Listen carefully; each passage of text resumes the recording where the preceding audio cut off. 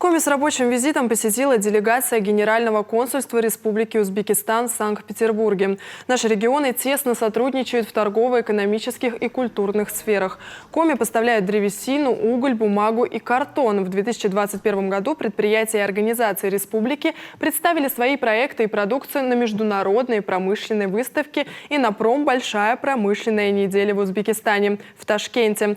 А в этом году в мае в Москве представители Коми ознакомились с лучшими образцами узбекской сельскохозяйственной, текстильной и электротехнической продукции на презентации и выставке ярмарки Узбекистана. Раньше же мы жили все в одной стране.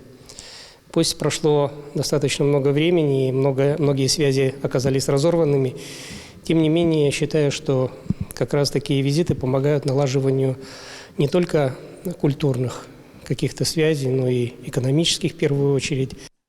Вузы республики активно взаимодействуют и с образовательными организациями из Узбекистана. Гости выразили готовность оказать содействие в установлении побратимских отношений с городами и областями Узбекистана, чтобы выйти на новый уровень сотрудничества.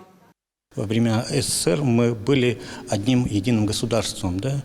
И сегодня, скажем так, современность, вызовы в современности диктуют, указывают на то, что мы эти связи должны возродить и укрепить, потому как братские народы, мы должны развиваться совместно, реализовать совместные проекты в том или ином государстве.